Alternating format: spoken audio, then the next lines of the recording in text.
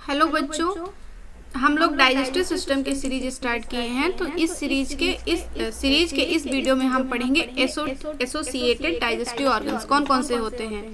तो सबसे पहले हम देखेंगे कि एसोसिएटेड डाइजेस्टिव ऑर्गन्स होते कौन कौन से हैं। तो इसमें टंग आती है, टीथ आता है, सैलिवरी ग्लैंड्स आती हैं, लीवर आता है और पैंक्रियाज आता है। तो सबसे पहले हम टंग की बात करेंगे। टंग मतलब जीभ, जो कि हमारे मुंह में पाई जाती है। और ठीक है, तो non keratinize stratify squamous epithelial tissue से मिलकर बनी हुई होती है और ये वॉलेंट्री मसल्स होती हैं। वॉलेंट्री मसल्स का मतलब होता है कि जिसे हम कंट्रोल करते हैं उसे वॉलेंट्री बोलते हैं, और जो हमारे द्वारा कंट्रोल नहीं की जाती हैं ऐसी मसल्स को इनवॉलेंट्री मसल्स कहते हैं, जो अपने आप ही रेगुलेट होती हैं। जैसे हम सांसें लेते हैं तो वो अपने आप रेगुलेट होता है सांस लेने में। जैसे हमारा धड़कन, जैसे हमारा हृदय है जो धड़कता है तो अपने आप धड़कता है, उस पर हमारा कोई रोल नहीं होता है। वो इनवॉलेंट्री मसल्स होती हैं, वहाँ पे पाई जाती हैं। लेकिन टंग जो होती है उसमें वॉलेंट्री मसल्स पाई जाती हैं। और जो टंग होती है वो एंटीरियर साइड पे बक्कल कैविटी से अटैच रहती है तथा पोस्टीरियर साइड पे हायोइड बोन से अटैच होती है। हायोइड बोन क्या होती है? हायोइड बोन एक ऐसी बोन होती है जो किसी भी अदर बोन से अटैच नहीं होती है। ओके, इसके बाद हम थोड़ा सा इसके पैपिलरी के बारे में देखेंगे। तो पैपिलरी जो होती हैं वो 4 प्रकार की पाई जाती हैं। सबसे पहली होती है फिलीफॉर्म। फिलीफॉर्म पैपिलरी वो होती है जो एंटीरियर साइड में पाई जाती है और वी शेप की होती हैं और बहुत छोटी छोटी होती हैं, स्मॉलेस्ट होती हैं, लेकिन नंबर में बहुत ज़्यादा पाई जाती हैं और मोस्टली एंटीरियर साइड में पाई जाती है। और जीभ के जो आगे वाला पार्ट होता है उससे कोई भी टेस्ट का एक्सपीरियंस हमें नहीं मिलता है, अर्थात हम ये कह सकते हैं कि इसमें टेस्ट बड नहीं पाए जाते हैं, टेस्ट बड अब्सेंट होते हैं। ओके, उसके बाद दूसरी होती है फंगी फॉर्म। फंगी फॉर्म जो होती है वो मशरूम के आकार की होती है और ये साइड पे, दोनों साइड पे, इस साइड पे और इस साइड पे, दोनों साइड पे थोड़ा सा पाई जाती हैं और मशरूम के आकार की होती हैं। और नंबर 3 में आती हैं जो बिल्कुल posterior side of the tongue में पाई जाती हैं, सर्कमवेलेंट पैपिलरीज कहते हैं। और ये बहुत लार्ज साइज की होती हैं और बहुत कम संख्या में 10 से 12 ही पाई जाती हैं हमारी बॉडी में, और लेकिन संख्या में बहुत कम होती हैं, साइज में बहुत बड़ी होती हैं। नंबर 4 होती है फोलेट पैपिलरी। फोलेट पैपिलरी जो होती है सिलिया के आकार की, इस तरह से सिलिया के जैसी होती हैं, इस तरह से बनी रहती हैं और ये पत्ती के आकार की होती हैं। हर्बीवोरी में और बच्चों में ज्यादा अमाउंट में पाई जाती हैं, और जैसे जैसे बच्चा एडल्ट का रूप लेता है उसमें फोलेट पैपिलरी खत्म हो जाते हैं, मतलब धीरे धीरे कम होते जाते हैं संख्या में। ओके, दूसरा हम पढ़ेंगे टीथ। टीथ क्या होता है कि जैसे हम इसको मिटा देते हैं, ये थोड़ा सा। ओके, तो टीथ क्या होता है? टीथ, जैसे हम टीथ की स्टडी करते हैं तो उसे ओडोंटोलॉजी कहते हैं, और इसकी ओरिजिन जो होती है एक्टोमीजोडर्मल होती है। हमारी जर्म लेयर होती हैं diploblastic animal, triploblastic animal. Diploblastic का मतलब जिसमें एक्टोडर्म और सिर्फ एंडोडर्म पाई जाती हो। ट्रिप्लोब्लास्टिक का मतलब होता है एक्टोडर्म, एंडोडर्म, मीजोडर्म, तीनों प्रकार की जो जर्म लेयर्स होती हैं वो पाई जाती हैं, उन्हें ट्रिप्लोब्लास्टिक एनिमल कहते हैं। प्लेटीहेल्मिन्थीज ऑनवर्ड कॉर्डेटा तक सारे एनिमल्स ट्रिप्लोब्लास्टिक ही होते हैं। तो उन तीनों लेयर जो जर्म लेयर होती हैं उनसे बॉडी के डिफरेंट ऑर्गन्स का फॉर्मेशन होता है। ये चीजें हम डेवलपमेंटल बायोलॉजी, एम्ब्रियोलॉजी में पढ़ते हैं। जब भ्रूण होता है, जिससे जैसे अगर हम ब्लास्टुला, गैस्टुला या गैस्ट्रुला की बात करें, गैस्ट्रुला के बाद जब तीनों जर्म लेयर बनती हैं, एक्टोडर्म, एंडोडर्म और मीजोडर्म, तो एक्टोडर्म से अलग बॉडी के पार्ट बनेंगे, मीजोडर्म से अलग बॉडी के पार्ट बनेंगे, एंडोडर्म से अलग बॉडी के पार्ट बनेंगे। ये डिसाइड रहता है कि कौन से लेयर से, जर्म लेयर से कौन से बॉडी के पार्ट बनेंगे। जो टीथ होता है वो एक्टोडर्म से भी बनता है उसका कुछ पार्ट, और कुछ पार्ट उसका मीजोडर्म से भी बनता है, इसलिए इसको एक्टोमीजोडर्मल ऑरिजिन का माना जाता है। हम इस चीज को डायग्राम के बेसिस पे देख लेते हैं। टीथ होते क्या हैं? ये टीथ का वेल लेवल डायग्राम है। जो हमारे दांत होते हैं सुंदर से, उसमें दो पार्ट होते हैं, एक इनविजुअल पार्ट होता है और एक विजुअल पार्ट होता है, और बीच में नेक पाई जाएगी। विजुअल पार्ट जो होता है, जो दिखाई देता है दांत, और जिसमें धंसा हुआ होता है, जिसे धंसा हुआ होता है उस कैविटी को क्या बोलते हैं? उस कैविटी को बोलते हैं, जिसमें धंसा हुआ होता है उस कैविटी को थीका बोलते हैं। ओके, और इसमें जो इनविजुअल पार्ट होता है उसे रूट कहते हैं, जो विजुअल पार्ट होता है उसे क्राउन कहते हैं। और क्राउन में सबसे आउटर मोस्ट लेयर जो होती है मोतियों जैसे दांतों वाली, उसे हम इनेमल बोलते हैं। और ये हार्डेस्ट पार्ट होता है, बहुत ज्यादा कठोर होता है, बहुत ज्यादा हार्ड पार्ट होता है। और इसके जस्ट नीचे डेंटाइन पाया जाता है, जो कि इनेमल से थोड़ा कम हार्ड होता है, second hardest part of the body. उसके बाद मतलब पल्प पाया जाता है अंदर, और नर्व्स वगैरह पाई जाएंगी। ओके, इसके बाद हम देखो यहाँ से समझाती हूँ मैं। जैसे जो टीथ है, टीथ में दो पार्ट होंगे, एक तो इसका विजुअल पार्ट होगा, विजुअल पार्ट होगा, और एक इसका इनविजुअल पार्ट होगा। ओके, अब देखो विजुअल पार्ट जो होता है उसको बोलते हैं क्राउन। क्राउन में दो पार्ट होंगे, एक होगा इनेमल, एक होगा डेंटाइन। तो जो इनेमल होता है वो एक्टोडर्मल ऑरिजिन का होता है, जो डेंटाइन होता है वो मीजोडर्मल ऑरिजिन का होता है। ओके, और रूट पार्ट भी मीजोडर्मल ऑरिजिन का होता है। अगर अकेले पूछे एग्जाम में कि रूट जो होता है टीथ का, उसकी ऑरिजिन कैसी होती है, तो उसकी ऑरिजिन मीजोडर्मल होती है। और अगर पूछे कि क्राउन पार्ट जो होता है उसकी ऑरिजिन कैसी होती है, तो उसकी ऑरिजिन एक्टोमीजोडर्मल होती है। और अगर डायरेक्ट टीथ पूछे तो भी एक्टोमीजोडर्मल ऑरिजिन का होता है। ओके, इसके बाद नेक्स्ट ये सारी चीजें जैसे क्या होता है, जैसे मोनोफायडोंट, डाईफायडोंट, पॉलीफायडोंट, ये अभी हम यहाँ पे डिस्कस नहीं करेंगे। किसी को अगर टीथ के बारे में बहुत डिटेल में जानना है तो ये वीडियोस, ये कुछ स्लाइड्स मैंने इसमें ऐड ऑन कर दिया है, आप टेलीग्राम से इस स्लाइड को एक्सेस कर सकते हैं और देख सकते हैं। इसके बाद हम डिस्कस करेंगे सैलिवरी ग्लैंड्स। सैलिवरी ग्लैंड्स वही हैं जो सलाइवा का सिक्रीशन करती हैं, या फिर इसकी ये जो होती हैं एक्सोक्राइन ग्लैंड्स होती हैं। ग्लैंड्स जो होती हैं दो प्रकार की होती हैं, एक हम कहते हैं एंडोक्राइन, एक हम बोलते हैं एक्सोक्राइन, एक हम बोलते हैं मिक्स ग्लैंड्स। एंडोक्राइन का मतलब होता है जिसमें जो हार्मोन्स है वो सिक्रीट होंगे और फिर सारे बॉडी पार्ट्स को ब्लड के थ्रू ट्रांसपोर्ट किए जाएंगे।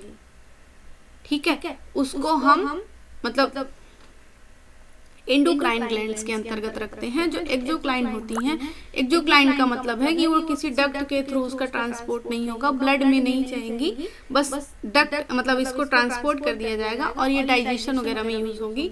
बट इनका ये हार्मोन्स नहीं है। जो एंडोक्राइन ग्लैंड्स होती हैं हार्मोन्स उनसे सिक्रीट होते हैं। हार्मोन्स बहुत कम अमाउंट में सिक्रीट होते हैं और सारी बॉडी की ग्रोथ के लिए मतलब रिस्पॉन्सिबल होते हैं। लेकिन एक्सोक्राइन ग्लैंड से जो मतलब सिक्रीट होते हैं उनको हम बेसिकली एंजाइम्स कहते हैं। सिंपल कॉल्यूमिनर एपिथेलियल का बना हुआ होता है। जैसे हमने बताया था कि जो टंग वगैरह होती हैं वो स्क्वामस स्ट्रेटिफाइड एपिथेलियल सेल्स की बनी हुई होती हैं। ये सिंपल कॉल्यूमिनर एपिथेलियल टिश्यू के से मिलकर बनी होती हैं। और ये मीजोक्राइन ग्लैंड है। मीजोक्राइन का मतलब होता है कि जहाँ पे अगर सेल से कोई चीज सिक्रीट होनी है तो वो सिक्रीट हो के आए, सेल को भ्रष्ट करके नहीं, मतलब सेल यहाँ से सिक्रीट होके ये चीजें यहाँ पे पास आउट हो जाएंगी सैलिवरी ग्लैंड से। इसमें सेल का डैमेज नहीं होगा। ओके, अब हम देखते हैं टाइप्स ऑफ सैलिवरी ग्लैंड। मतलब सैलिवरी ग्लैंड कितने प्रकार की होती हैं, तो डिपेंड करता है कि हम ह्यूमन की बात कर रहे हैं कि हर्बीवोरी की बात कर रहे हैं कि कार्निवोरी की बात कर रहे हैं। इस बेसिस पे जो सैलिवरी ग्लैंड्स होती हैं अलग अलग होती हैं। ह्यूमंस में 3 प्रकार की होती हैं, पैरोटिड ग्लैंड्स होती है, सब मैक्सिलरी या मैंडिबल ग्लैंड्स होती हैं और एक सब लिंगुअल ग्लैंड्स होती हैं। ये तीनों हर्बीवोरी में भी पाए जाएंगे, लेकिन उसमें एक जाइगोमेटिक ग्लैंड्स, एक एक्स्ट्रा ग्लैंड्स पाई जाती हैं इन 3 में से एक और। इसका मतलब इसमें 4 ग्लैंड्स पाई जाएंगी और कार्निवोरस में ये चारों तो पाई ही जाएंगी, उसके साथ एक मोलर और इंफ्रा ऑर्बिटल ग्लैंड भी पाई जाती है। तो ह्यूमंस में 3, हर्बीवोरी में 4 और कार्निवोरस में 5 ग्लैंड्स पाई जाती हैं, सेलेवरी ग्लैंड्स पाई जाती हैं। नेक्स्ट, जैसे ह्यूमंस में, हम तो ह्यूमंस का डाइजेशन पढ़ रहे हैं, तो ह्यूमंस में पैरोटिड ग्लैंड्स पाई जाती हैं, सब मैंडिबल ग्लैंड्स पाई जाती हैं और सब लिंगुअल ग्लैंड्स पाई जाती है। सबसे लार्जेस्ट सेलेवरी ग्लैंड्स जो होती है वो पैरोटिड होती हैं और सबसे स्मॉलेस्ट होती है सब लिंगुअल। और अगर हम मतलब सिक्रीशन के बेसिस पे देखेंगे कि सबसे ज़्यादा कहाँ से सिक्रीट होता है, तो सबसे ज़्यादा मैक्सिलरी, जो सब मैक्सिलरी सेलेवरी ग्लैंड्स होती हैं, सबसे ज़्यादा सलाइवा वहाँ से सिक्रीट होता है।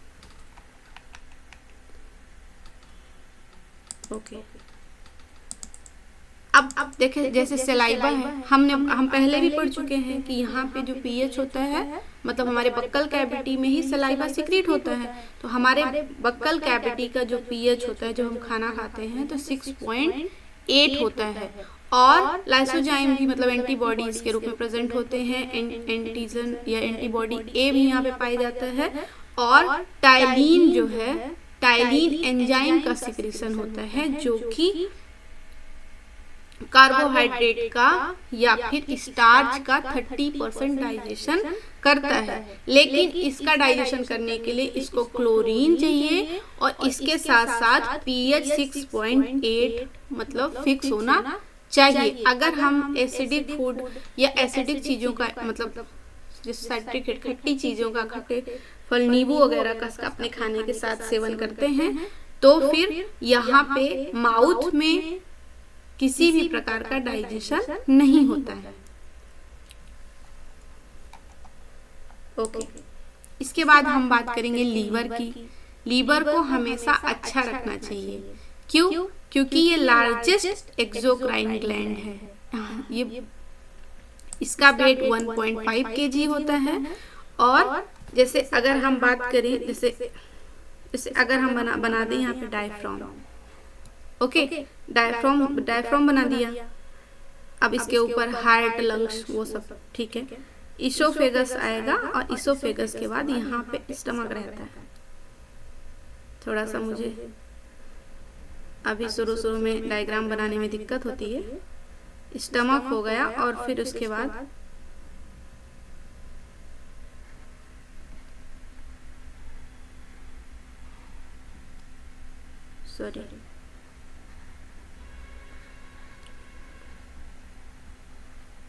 इंटेस्टाइन होगी, ये लार्ज इंटेस्टाइन हो गई। यहाँ पे स्मॉल इंटेस्टाइन पाई जाएगी।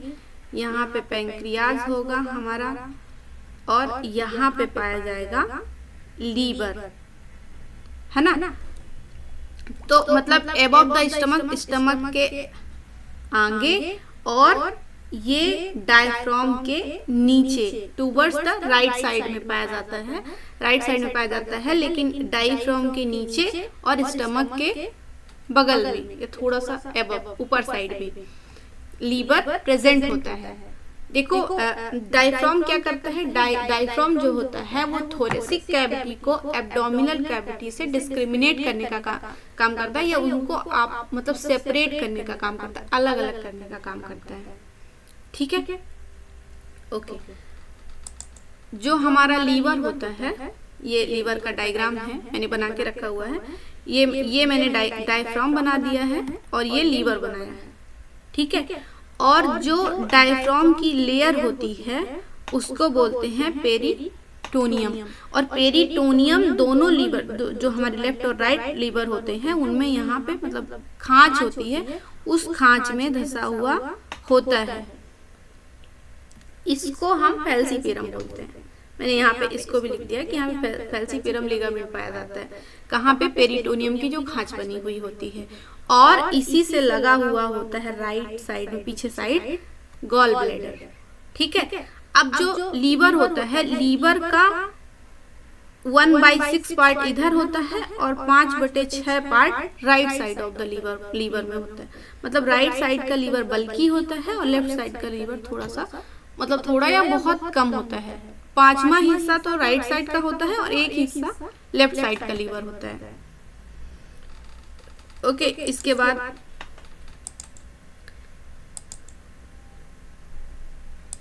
इसके बाद हम अगर स्ट्रक्चर देखें लीवर की, structure and functional unit of liver, तो हिपैटिक लोब्यूल्स जो होते हैं उसे हम उसकी स्ट्रक्चर एंड फंक्शनल यूनिट बोलते हैं। हिपैटिक लोब्यूल्स जो होती है हेक्सागोनल स्ट्रक्चर होती है और उसके ऊपर ग्लीसन कैप्सूल्स पाया जाता है, जो कि उसकी आउटर कवरिंग को हम ग्लीसन कैप्सूल बोलते हैं। तो जो हिपैटिक लोब होता है, हिपैटिक लोब्स होते हैं, हिपैटिक लोब्यूल्स जो होते हैं उसकी स्ट्रक्चर और फंक्शनल यूनिट वो क्या क्या, तो ये वो हेक्सागोनल होते हैं। ओके, और कवर्ड विद ग्लीसन कैप्सूल से कवर्ड होते हैं और बाइल जूस का कंटेन करते हैं, बाइल जूस का फॉर्मेशन करते हैं। ये तो बहुत ज्यादा इंपॉर्टेंट है, बाइल जूस का फॉर्मेशन करते हैं हिपैटिक लोब्यूल्स। और यहाँ पे मतलब लीवर में ही एक फेगोसाइटिक सेल्स भी होती है जिसको हम कोपर सेल्स बोलते हैं। ओके, इसके बाद हम नेक्स्ट, ये है साइनोसॉइड। साइनोसॉइड देख लेते हैं हम लोग क्या होता है। साइनोसॉइड एक हेक्सागोनल स्ट्रक्चर होती है, इसको हम साइनोसॉइड बोलते हैं, पर्टिकुलर नाम है इसका। और जैसे ये साइनोसॉइड्स है तो इसमें ये अलग अलग ये कैपिलरीज होती है, इस तरह से कैपिलरीज बनी हुई होती हैं अलग अलग, और इन कैपिलरीज के ऊपर हिपैटोसाइट्स पाए जाते हैं, छोटे छोटे ये छोटे छोटे बने हुए हैं, इनको हिपैटोसाइट्स बोलते हैं। हिपैटोसाइट्स बोलते हैं जो कि बाइल जूस को सिक्रीट करते हैं, सिक्रीटेड बाइल जूस। ओके, और जो ये सेंट्रल पार्ट होता है, ये सेंट्रल में जो होता है वो सेंट्रल वेन्स होती हैं, वेन्स आकर के यहाँ सेंट्रल में खुलती हैं और ये छोटे छोटे से हिपैटोसाइट्स पाए जाते हैं, वहाँ से बाइल जूस का फॉर्मेशन होता है। और इसमें इसके बाद ये यहाँ पे जैसे ये हिपैटोसाइट सेल्स हैं, यहाँ पे भी हिपैटोसाइट सेल्स पाई जाएंगी, लेकिन यहाँ पे जो जगह है यहाँ पे कुफर सेल्स पाई जाएंगी, यहाँ पे कुफर सेल्स पाई जाएंगी। ओके, अब इसमें 3 लोब्स पाए जाते हैं, 3 लोब्स पाए जाते हैं।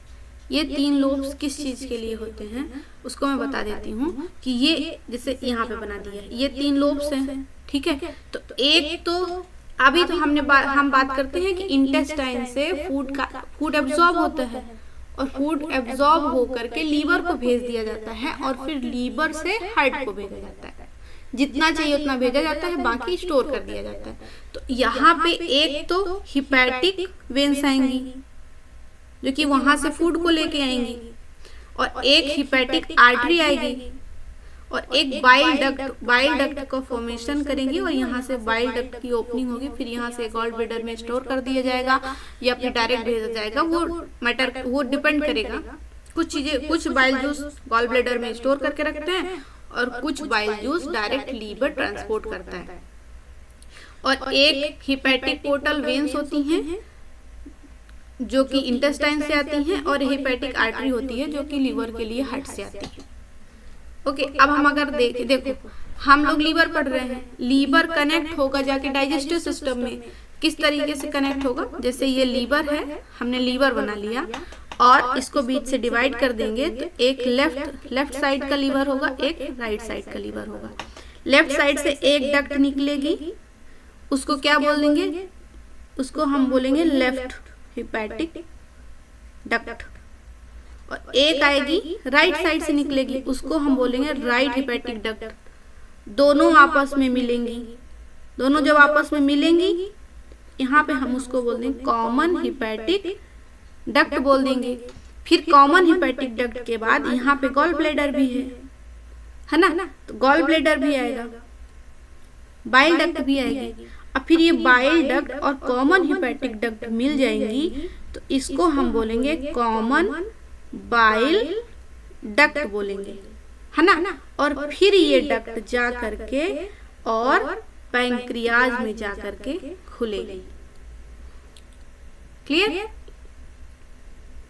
ओके, इसके बाद हम नेक्स्ट पेज पे चलते हैं। तो जैसे ये है, अब हमने बोला था कि बोलस बना, गैस्ट्रिक जूस मिले, काइम बना।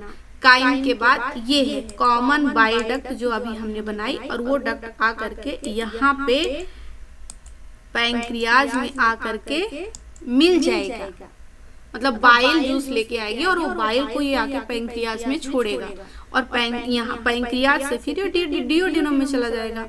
तो यहाँ पे एक स्फिंक्टर पाया जाता है जिसे बोनी स्फिंक्टर बोलते हैं, और एक स्फिंक्टर यहाँ पे पाया जाता है, एक स्फिंक्टर ऑफ बॉडी बोलते हैं, और इसके पहले पैंक्रियाज से जब डिओडेनम में जुड़ता है तो एक स्वेलिंग लाइक स्ट्रक्चर होती है जिसे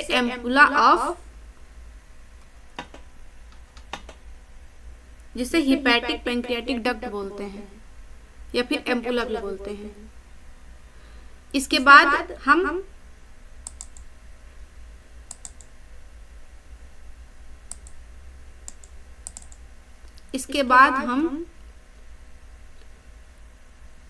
पैंक्रियाज कहाँ गया? ओके, अब यहाँ पे ये पैंक्रियाज पाया जाएगा, मैं यहीं पे बता दे रही हूँ, पैंक्रियाज की साइड मिस हो गई है। यहाँ पे पैंक्रियाज पाया जाता है, तो पैंक्रियाज में लैंगरहैंस के द्वीप भी पाए जाएंगे, और यहाँ पे एक पैंक्रियाज का मतलब ये डक्ट जो होती है इसे वर्सन डक्ट भी बोलते हैं, जहाँ से यहाँ पे इसके पैंक्रियाटिक जूस को भी कलेक्ट किया जाता है।